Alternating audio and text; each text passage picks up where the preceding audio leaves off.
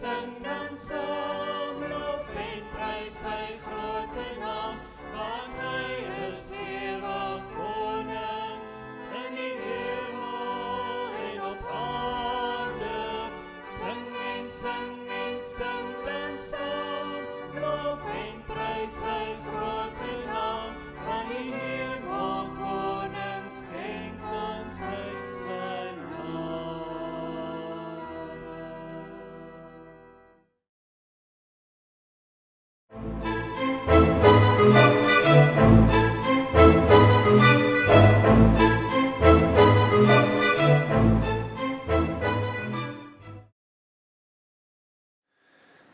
Goeiemôre liewe gemeente, dit is so wonderlik om saam met u vanmôre te wees en baie dankie dat u die tyd uitgekoop het om nou saam met ons te sit en te kan luister na die woord van die Here, saam te kan wees. Al is dit virtueel, is dit nog steeds 'n samekoms en is ons nog steeds saam met mekaar in die gees, net daar waar jy sit. My naam is Chris de Wet en dit is my so lekker om by u te wees vandag. En ons gaan vandag die laaste in ons drievoudige preekreeks doen oor merke gereed gaan. En vanmôre gaan ons praat oor gaan. Wat beteken dit om nou te kan gaan? En die klem lê op, hoe gaan ek terug? Hoe gaan ek nou uit in hierdie nuwe wêreld? Hierdie wêreld waar die pandemie alles verander het. Hoe gaan ek nou in hierdie wêreld in? En hoe moet ek leef? Hoe kan ek ten volle en optimaal funksioneer as 'n Christen in hierdie nuwe wêreld en hierdie nuwe realiteit waarin ons sit? So dit is ons tema vir môre en ons maak dan ook so hierdie preekreeks maak ons dan klaar en ons gaan lekker gesels, ons gaan lekker kyk na die storie van Joshua en die Israeliete en hoe hulle nou in die land van Kanaan ingaan. Waar jy sit, kom ons bid saam en ons vra dat die Here hierdie tyd saam nou sal seën. Here, ons dankie vir hierdie spesiale tyd wat ons nou saam kan wees, waar ons nou by mekaar gaan kom en net stil word en net rondom u woord sit. Baie dankie Here vir hierdie geleentheid. Dit is my gebed dat u elke persoon wat nou daar sit ryklik sal seën en dat die Gees met hulle sal wees en tot hulle harte sal spreek. Ons dankie Here vir hierdie tyd saam, in Jesus naam, amen. Vriende, ontvang asseblief die seën van die Here, die liefde van God die Vader, die genade van ons Here Jesus Christus en die gemeenskap van die Heilige Gees. Mag dit u deel wees nou in hierdie tyd wat ons saam is. Amen. Vriende, daar waar jy sit, ons gaan nou eers lekker saam na musiek luister, ons gaan nou saam wees, en daar waar jy sit, geniet die musiek, luister na die musiek, leef jouself in, sing saam, bepeins die musiek, en gebruik dit as 'n manier om nou net bietjie stil te raak en te connect tot die Here, om te connect tot God, om te connect met mekaar. Dalk sit jy saam met jou gesin daar, dalk sit jy saam met vriende, dalk is jy alleen, dit maak nie saak nie. Daar waar jy sit, wanneer ons nou na hierdie musiek gaan luister, gebruik dit as 'n oomblik waar jy kan connect met die Here, waar jy kan connect met jouself, en dat jy voorbereid sal wees vir die diens wat voor lê. So kom ons sing nou lekker saam.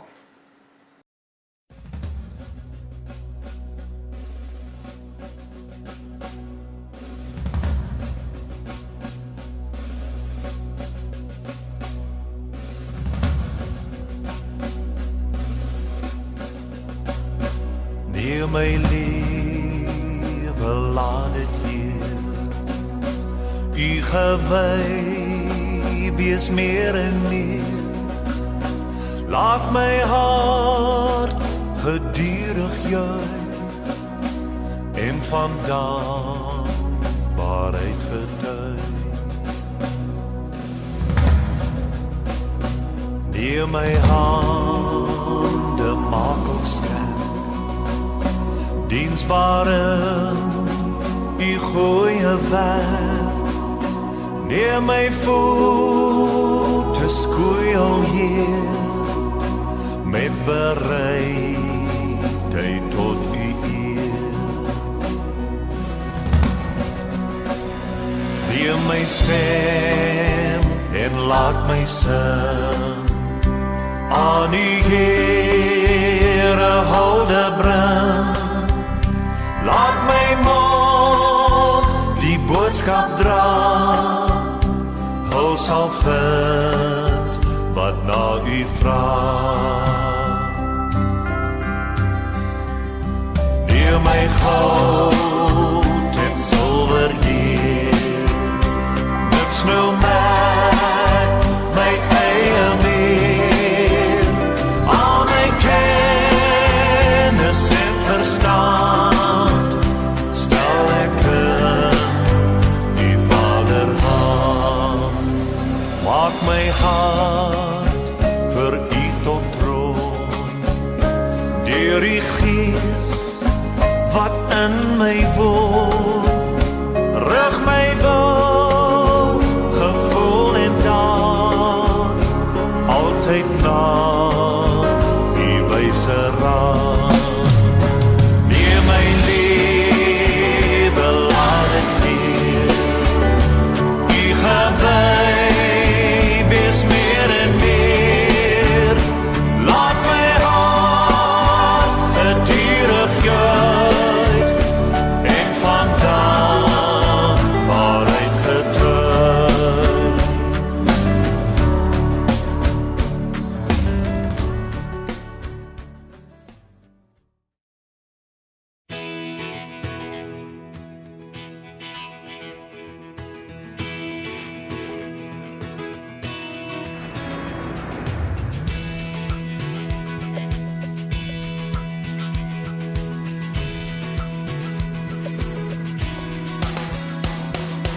Come, now is the time to worship. Come, now is the time to give your heart. Come, just as you are to worship. Come, just as you are before your God.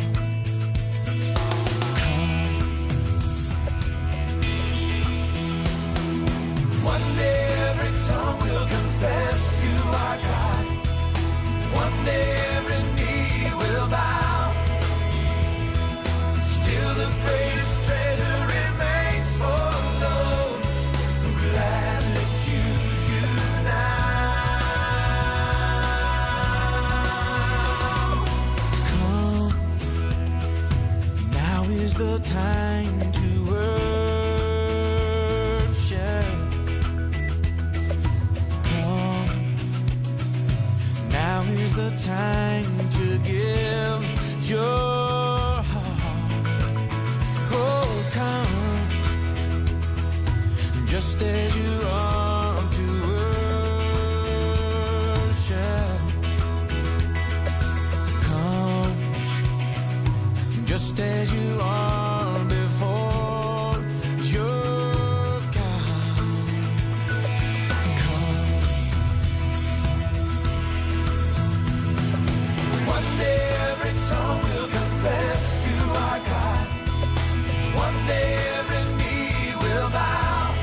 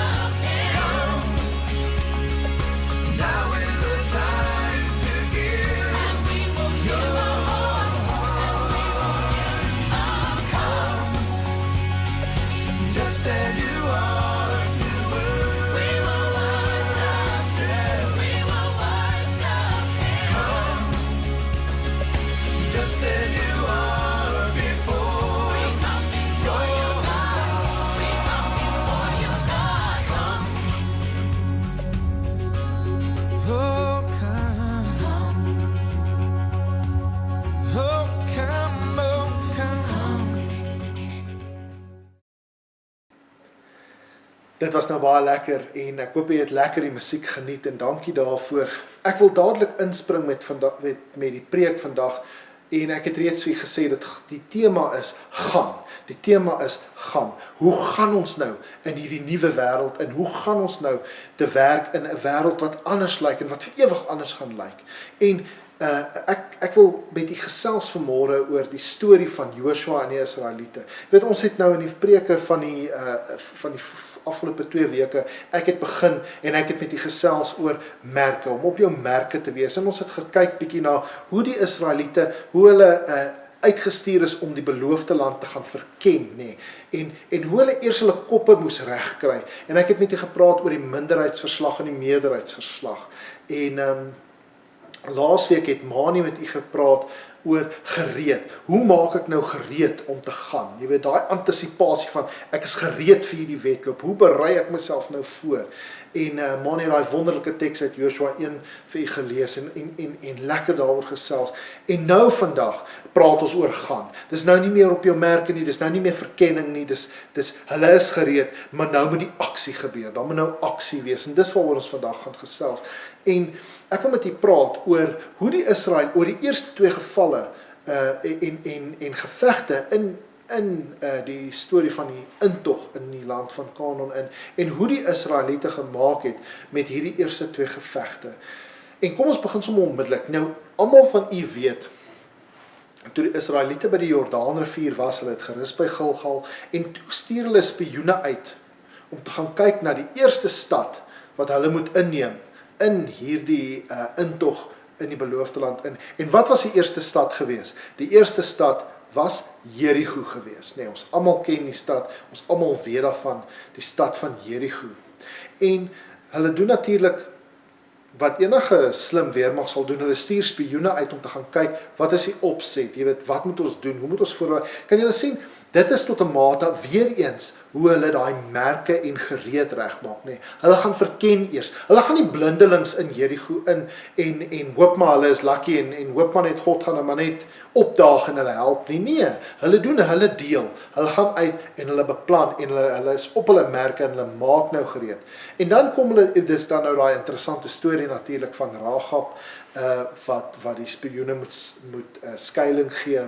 Ook 'n baie interessante storie. En hulle kom terug en uiteindelik vind Joshua uit, maar die stad dit is moontlik vir hulle om die stad gaan inneem, die mense is bang, maar die stad het groot mure, die stad is goed verdedig. Dan die eerste ding wat Joshua doen is, hy vra vir God, Here, wat moet ons doen? En die Here gee vir hom baie duidelike instruksies.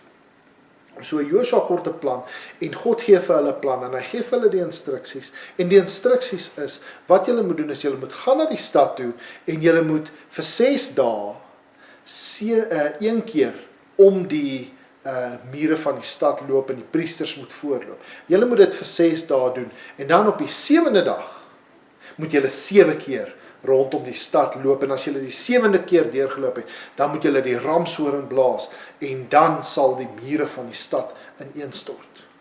En een belangrike ding wat God vir hulle laaste sê, julle moet die banvloek op die stad uitoefen en wat dit net beteken is, hulle moet alles vernietig in die stad en tot 'n mate word die stad self 'n offer aan God. Hulle mag niks, met ander woorde, hulle mag niks van die oorlogsbyt vir hulle self hou nie. Al persoon wat van die stad wat gered kon word, was natuurlik Rahab, want sy het die spioene gehelp. Maar verder moes alles vernietig word en almal moes doodgemaak word.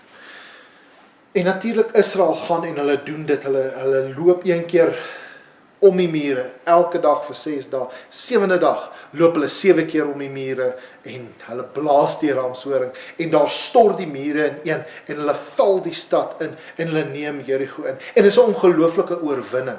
Dis 'n ongelooflike oorwinning vir die Israeliete. En jy kan gaan en jy kan hierdie storie gaan lees. Dit is in Joshua 6. Ek gaan nie daarop fokus nie. Hulle het die oorwinning, die stof van die mure van Jericho is eintlik nog in die lug. En hulle begin al reeds te dink oor die volgende stad. Nou die volgende stad wat die Israeliete moes inneem, was 'n stad met die naam van Ai, nee, A-I, Ai. En hier is waar ek 'n teks wil lees en ons teksgedeelte, ons skriflesing vir vanmôre kom uit die boek van Joshua, hoofstuk 7.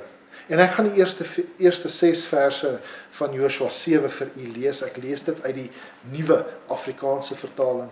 Lees gerus saam met my nou hierdie tekste. Die Israeliete het trouweloos gehandel met die banoffer wat aan die Here behoort het. So hulle het met ander woorde nie daai laaste instruksie toegepas oor die banvloek nie. Akan, seun van Karmi, seun van Sabdi, seun van Serach uit die Juda stam, het van die goed wat aan die Here gewy was, gevat. En daardeur het die toorn van die Here teen die Israeliete ontvlam. Joshua het van Jerigo af manne gestuur na Ai toe, naby Bet-Aven, oos van Bethel, en vir hulle gesê, gaan verken die land. Die manne is toe weg en het Ai verken. Net soos wat hulle gemaak het met Jerigo, nee. Toe hulle by Joshua terugkom, sê hulle vir hom, dit is nie nodig dat al die manskappe gaan nie. So 2 of 3.000 man kan gaan en Ai inneem. Die manskappe hoef hulle nie almal daar te gaan moeg maak nie. Daar is min mense in Ai.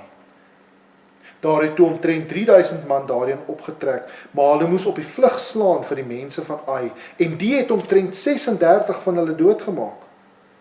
Die mense van Ai het van die stadspoort af op hulle hakke gebly, tot by die klipskeure, en hulle daar teen die afdraand doodgemaak. Die volk se moed is gebreek, en Joshua het sy klere geskeur, en tot die aand toe met sy gesig in die grond gelê voor die ark van die Here, hy en die leiers van Israel. Hulle het stof op hulle koppe gegooi. Mag die Here sy woord seën.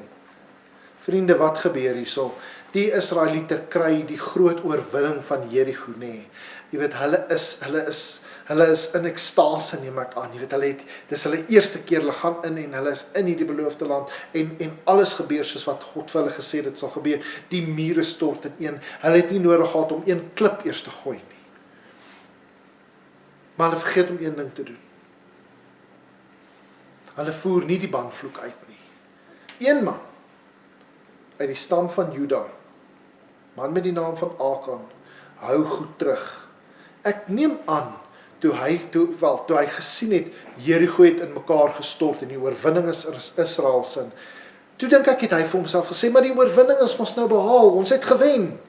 Hoekom moet ek nou nog, hoekom moet ons al die goed mors? En hy vat vir homself dit wat aan die Here behoort het, goud, silwer, klere, jy kan daarvan gaan lees.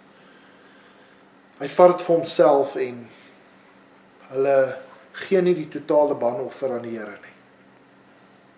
En dan sien ons onmiddellik Joshua hulle maak reg om na Ai toe te gaan en hulle stuur weer eens verkenners, nê.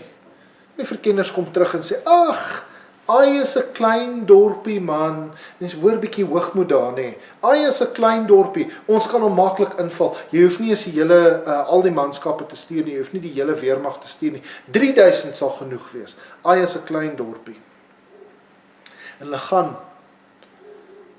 en die mense van Ai verdryf hulle. Hulle maak hulle dood. Hulle verdryf hulle verby die stadspoorte tot by die klipskeure, sê die Bybel, en dan in die afdraande, nê, van die klipskeure maak hulle die Israeliete dood. En die Israeliete word verslaan net daar. Dit was vir hulle vreeslike oorwinning. Net een oomblik gelede het hulle Jerigo gevat. Jerigo, wat 'n groter stad was. Beter verdedig, groter mure, meer mense. Soos ek sê, die stof is dalk nog in die lug. En hier gaan hulle na Ai toe. Hulle is hoogmoedig en hulle het nie geluister na wat God vir hulle gesê het nie. En die klein stad van Ai oorwin hulle. Nou, wat kan ons leer uit hierdie storie? Vriende, as ek en jy vandag soos Joshua en die Israeliete is, as ons ook op die punt is om in hierdie Kanaan in te gaan, die wêreld daar buite, die lockdown is verby, die ekonomie is oopgemaak en ons weet die virus is besig om toe te neem, ons is besig om ons piek te bereik. Dis eintlik 'n vreesaanjaende tyd daar buite. Dis baie soos Kanaan. Dink terug aan my eerste preek, nê, die die meerderheidsverslag wat gesê daar's reëse daar buite en in ons oë lyk ons so sprinkane. Die 2 preke van die afgelope 2 weke moes jou gehelp het om jou kop reg te kry. Maar nou moet jy uitgaan en baie van julle het dalk al uitgegaan, baie van julle is dalk al vir 'n hele ruk by die werk. Maar wat moet ons nou doen? Hoe moet ons die nuwe realiteit, die nuwe uitdagings, hierdie Kanaan, hoe moet ons dit benader en hoe kan ons oorwinning kry?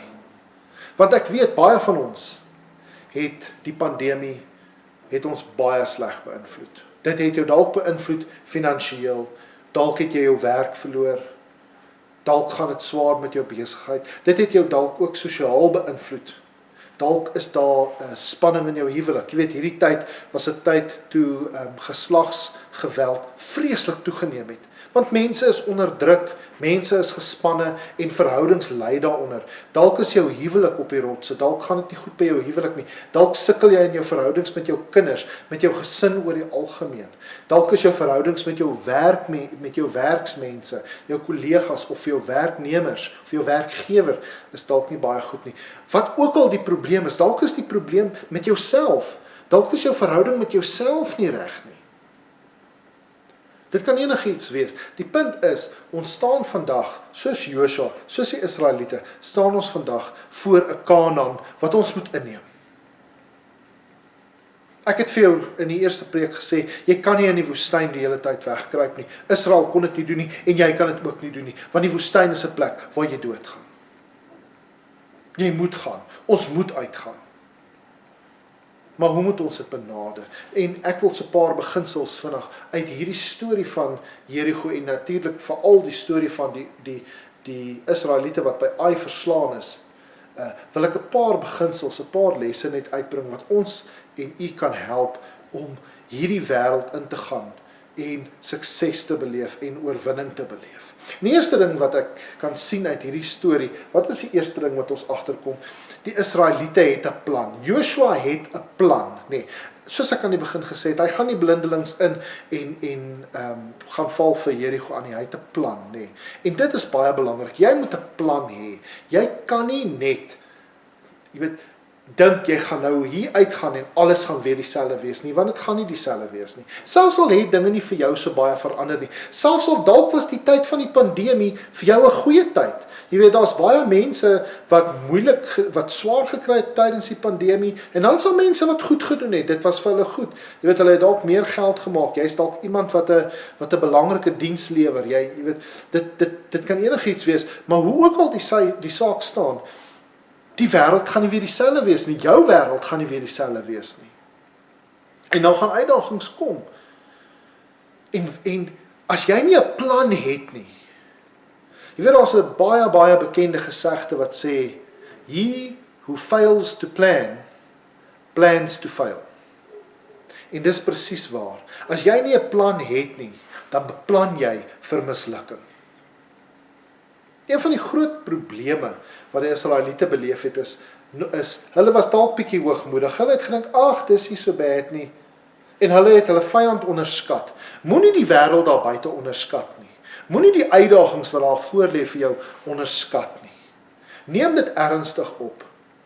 Gaan daar buite en weet, daar gaan uitdagings wees en hulle is ernstig. Moenie hoogmoedig wees nie. Moenie arrogant wees soos hulle nie. Dis die eerste ding. Hê 'n plan en bly by die plan. Nou natuurlik die vraag wat jy vir my sal vra is, okay Chris, jy sê ek moet 'n plan hê, maar hoe maak ek 'n plan? Wat is my plan? Hoe kry ek 'n plan? Toe Joshua hulle moes ingaan Jerigo toe, die eerste ding wat Joshua gedoen het, is hy het met God gepraat. Hy het by die Here gehoor, wat moet ons doen om 'n oorwinning te beleef hier by Jerigo? En God sê vir hom presies wat hy moes doen. God gee vir Joshua die instruksies. Dis God wat vir Joshua gesê het, loop 1 keer om die mure vir 6 dae en 7 keer vir die laaste dag en blaas jy ramshoring. Dis God wat gesê het, julle moet die banvloek uitoefen. God sê vir hom, as julle suksesvol hê, dis wat julle moet doen. En ek kan onthou, ek het so hele paar maande gelede, dit was dalk nog ek dink dit was dalk nog laas jaar, ek kan dit nie lekker onthou nie, maar ek het met u gepraat en dit was 'n preek en ek het vir jou gesê, om God se wil vir jou lewe te kry, is nie 'n groot verborgenheid nie. Dis nie 'n groot mystery nie. Ek het vir jou gesê, as jy wil weet wat God se plan en God se wil vir jou lewe is, dink net watter passion het God in jou hart gesit. Waarvoor is jy ywerig? Waarvoor brand jou hart? Daai beginsel geld nog. En vriende, dalk het hierdie tyd van die pandemie, dalk het hierdie lockdown, dalk het hierdie hele COVID-19, dalk het dit bietjie jou passie gesteel. Dalk is jy bietjie beroof van jou vreugde. Jy bekommer die hele tyd, jy is die hele tyd gespanne. En ek wil vir jou sê, gaan net eers terug en vat jou vreugde en jou passie terug. Sê vir jouself, ek gaan nie toelaat dat hierdie omstandighede my vreugde steel en die passie en die ywer wat God in my hart geplant het. Ek sal nie toelaat dat hierdie omstandighede my beroof van dit nie. En daar waar jy sit, liewe gemeentelid, as jy daar sit en jou vreugde is gesteel, dan in die naam van die Here sê ek vir jou, vat dit terug. Jy kry jou vreugde terug. Jy kry jou passie terug. Want wanneer jy dit het, dan gaan God se plan vir jou lewe realiseer. Jy hoef nie depressief te sit nie. Jy hoef nie te neergedruk te wees nie. Ons is God se kinders. Jy is 'n kind van God. En as jy daar sit en jy is platgeslaan deur wat ook al gebeur het, dan is my woorde nou eers aan jou. Staan op. Staan op. Staan op, kind van God. Skep moed.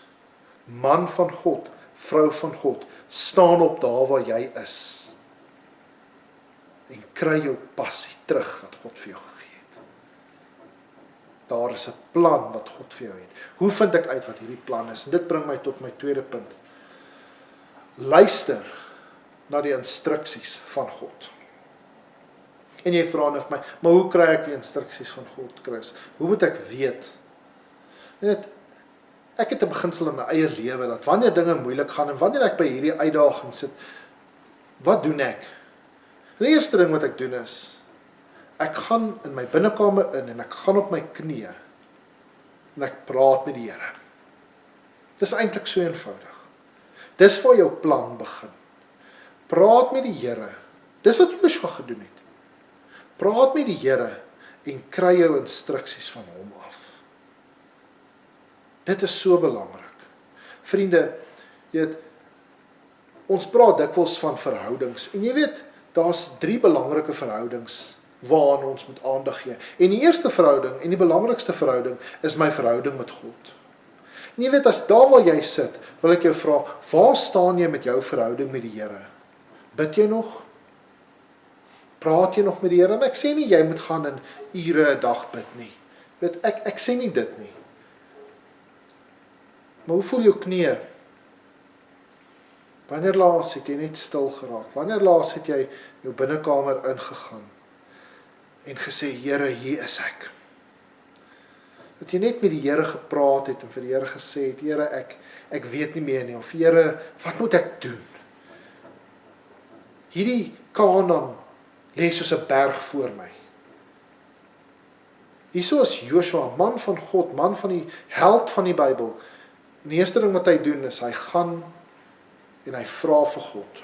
Hy connect met die Here. En dit is wat jy eerste moet doen. Voor jy enigiets anders doen, kry jou verhouding met God reg. Want wanneer jy jou verhouding met God reg het, dan, jy weet, ons praat altyd van so 'n driehoek, jy weet, jy het 'n driehoek en jou verhouding met God is bo, en dan die ander 2 punte van die driehoek is jou verhouding met jouself en jou verhouding met jou medemens.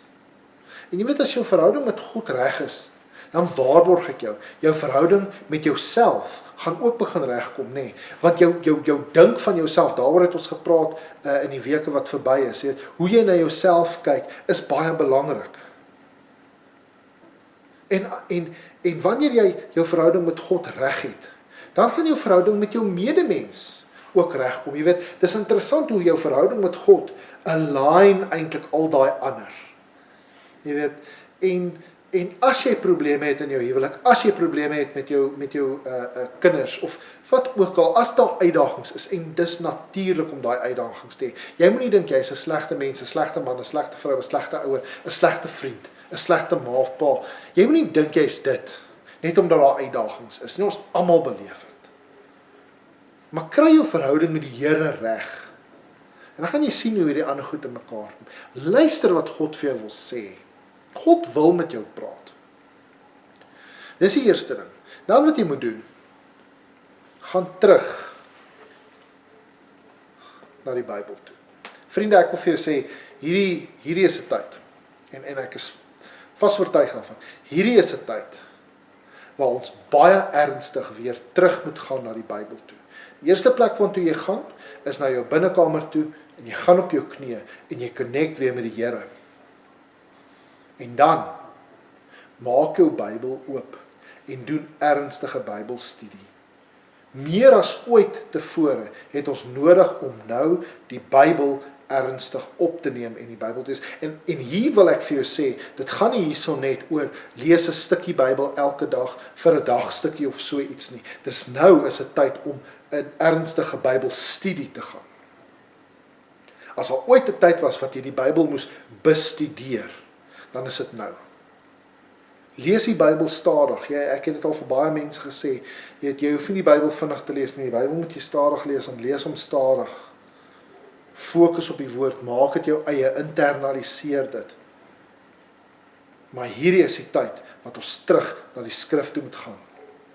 Want dit is waar God se instruksies ook vir ons is. En dit is baie belangrik.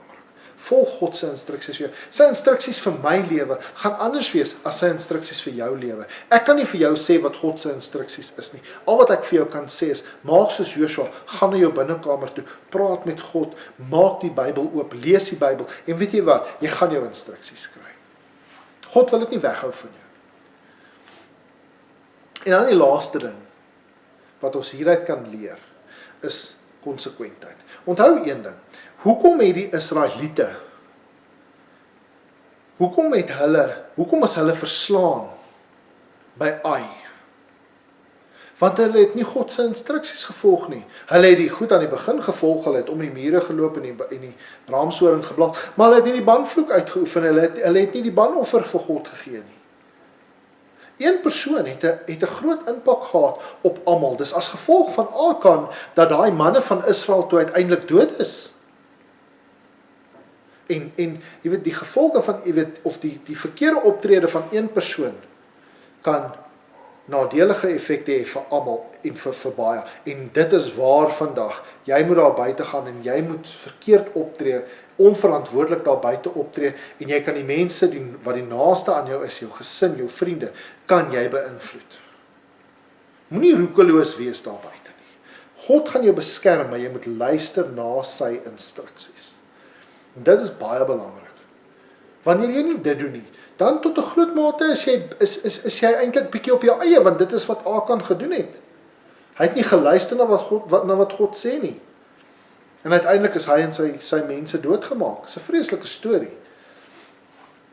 Israel se probleem daar, hulle was nie konsekwent nie. Hulle het hierdie groot oorwinning by Jericho beleef en gedink, ag, nou gaan ons net gaan. En dit was nie die geval nie. Toe hulle by Ai aankom, hulle volg nie God se instruksies nie, het 'n klein stad, eintlik maar amper soos 'n put sonder water, het vir die Israeliete oorwin. En dit was vir hulle 'n vreeslike oorwinning, nee. Jy sien hierso. En na die oorwinning, wat doen Joshua? Hy gaan weer, hy skeur sy klere, hy gaan lê voor die verbondsark. En dan as jy nou verder lees van vers 7, jy kan dit gaan lees, dan vra Here, maar hoekom, wat het gebeur? Hoekom is ons verslaan by Ai? En dan sê God, want julle het nie gedoen wat ek gesê het nie. Julle was onverskillig, en julle het van die banoffer vir julle self gehou. Julle was selfsugtig, en julle het net aan julle self gedink. Dit was hulle fout. Hulle was nie konsekwent nie. Hulle het nie konsekwent God se instruksies gevolg nie en toe beleef hulle 'n oorwinning teen hulle. En dit is die groot gevaar, my vriende. Nou, die ding wat jy hier moet verstaan is, Joshua hulle moes nie dieselfde strategie gevolg het nie. God het nie vir hulle gesê, gaan na Ai toe en loop ook om die mure van Ai nie. Nee. Jou strategie vir die verskillende uitdagings gaan anders wees. Jou strategie en jou plan vir hoe jy jou werksomstandighede, jou besigheid, jou werk, jou finansies, wat ook al, die manier hoe jy daai uitdaging gaan aanspreek, jy gaan 'n ander strategie hê om jou huwelik of jou verhouding met jou kinders of jou verhouding met jou vriende, wat ook al, om dit aan te spreek. Jy gaan 'n ander strategie nodig hê om jou gesondheid aan te spreek, want nou is dit tyd om gesond te leef. Jy gaan verskillende strategieë nodig hê. So die boodskap is nie, gebruik nie dieselfde strategie, one size fits all nie. Nee. Die plan en die konsekwentheid van die plan is, luister na God. Die probleem met Joshua is, hulle het die eerste instruksies van God vir Jerigo nie ten volle gevolg nie, en hulle hardloop toe sommer Ai toe, en hulle dink hulle gaan dit nou kan oorwin, en toe word hulle verslaan. Jy gaan verskillende strategieë hê, maar waar lê die konsekwentheid? Die konsekwentheid lê om te luister na wat God sê. Dit is die konsekwentheid. Dit is die konsekwentheid. Dit help veel. Jy sit en jy sê, hierdie week, ek gaan bid en ek gaan Bybel studeer, en jy raai ywer, en jy weet, jy's aan die brand vir dit, en jy doen goed, en dan na 'n week, dan verloor jy dit, ek sal môre bid, of ek sien nou lus om Bybel te lees nie. Dis dan, wanneer jy verslaan gaan word. Wees konsekwent. Dit is die resep vir sukses. Consistency is baie belangrik. Vriende, as jy in hierdie nuwe wêreld wil oorleef, luister wat ek vir julle vandag sê. Wees konsekwent. Wees gedissiplineerd in jou verhouding met die Here om goeie gewoontes aan te kweek. Wees konsekwent met dit. As jy dit nie doen nie, dan kan jy maar vergeet. Gaan lees bietjie dan wat gebeur in Joshua hoofstuk 8. Jy weet, in Joshua 6 vat hulle Jerigo. In Joshua 7 wat ons gelees het, word hulle verslaan by Ai. Wat gebeur in Joshua 8? In Joshua 8 lees ons van hoe hulle Ai verslaan. Dis nie dieselfde strategie as wat hulle gehad het by Jerigo nie. Dis 'n strategie nou, hulle moet 'n hinderlaag skep en God gee vir hulle 'n ander strategie, maar hulle luister na God. Hulle luister na wat hy wil hê hulle moet doen. En daar is hulle konsekwent. Daarin is hulle konsekwent. En ek wil afsluit hiermee, vriende. Jy gaan 'n Ai beleef. Dit kan gebeur met jou. Jy mag dalk 'n oorwinning beleef. Jy mag dalk, dit kan dalk gebeur dat jy geslaan gaan word en jy gaan val en jy gaan dalk nie onmiddellik alles reg gedoen nie. Dit gaan met jou gebeur. Dit gebeur met my. Maar in die naam van die Here, jy gee nie op nie. As jy verslaan word, dan is dit fyn. Jy lê op die grond vandag, maar jy staan op. Jy skud die stof van jou af, jy vee jou gesig af en jy gaan aan. Die klokkie het nog nie vir jou gelei nie. Jy is nog hier. Jy is nog sterk. Luister na my, man van God, vrou van God, kind van God. Jy is nog in die kruit. Jou geveg is nog aan die gang. Jy staan op. Jy gee nie op nie. Jy bly nie lê nie. Jy gaan aan. Joshua is verslaan by Ai, maar hulle het teruggegaan en hulle het Ai verslaan. Hulle het oorwinning behaal. En dit sal jou oorwinning ook wees. Jy mag dalk misluk, maar jy gee nie op nie. Jy sal die beste kry. En die wonderlike ding is, dan word hierdie wêreld daar buite, hierdie nuwe realiteit, word 'n geleentheid vir jou. En ek glo, dit is my oortuiging in my hart, dat God het vir jou iets daar buite, wat vir jou op 'n ander vlak gaan word. God, daar's 'n blessing daar buite wat daar buite lê vir jou kinders, vir jou gesin. Maak die beste van hierdie situasie. Jy weet wat sê hulle, when life gives you lemons, make lemonade. Hierdie is wat die lewe vir ons gegee het. En ons kan gereeld vra, maar hoekom gebeur dit met ons? Hoekom sit ons hierso? Hoekom is ons in hierdie posisie nou? Maar wat jy ook moet vra is, wat gaan ek nou doen? En dis wat Joshua gedoen het. Jou huiswerk is gaan lees Joshua 6, gaan lees Joshua 7, gaan lees Joshua 8. Jy weet, ek is 'n prof, ek like dit om huiswerk te gee. Dis jou huiswerk, gaan lees Joshua 6, 7 en 8 en vergelyk bietjie die gevegte. En kyk veral na Joshua 8.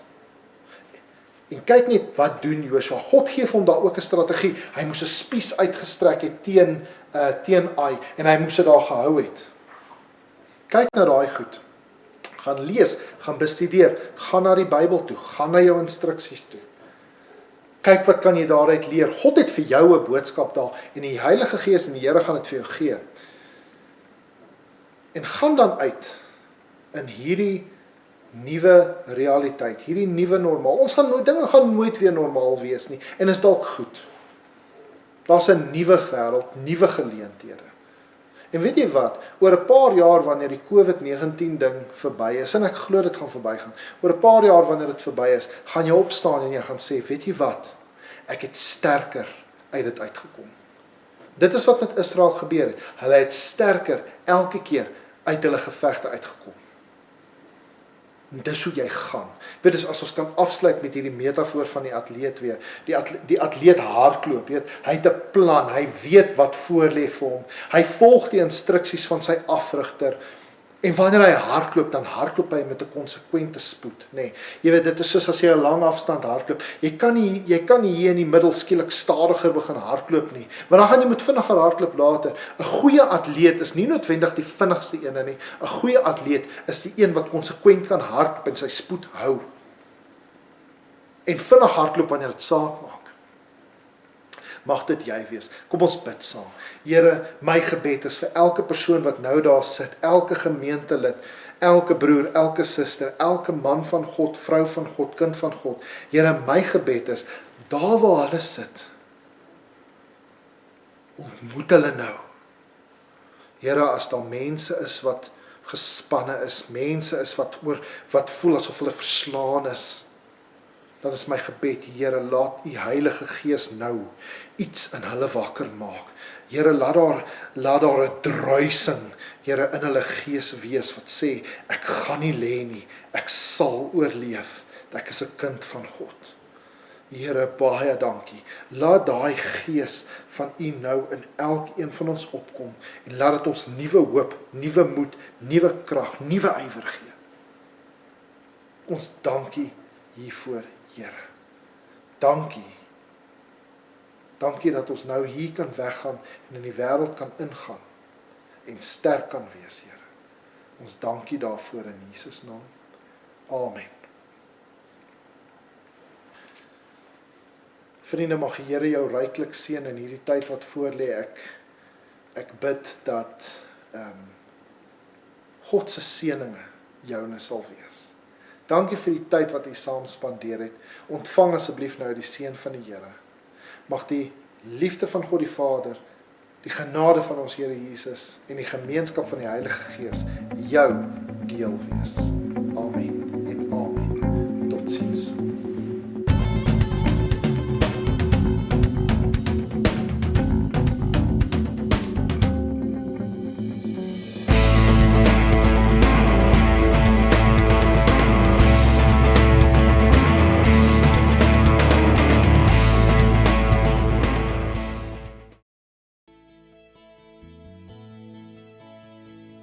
Also dan oor die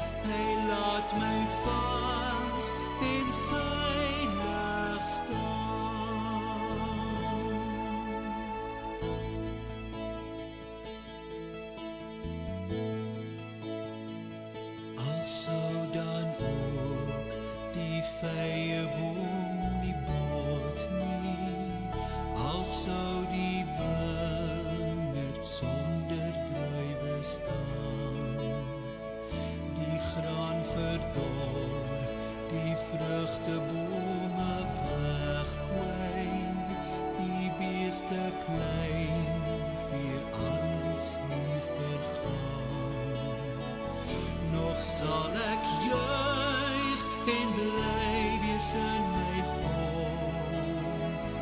Hy is my hulp, hy gee my krag, hy laat my loop waar stiere bok gaan, hy laat my val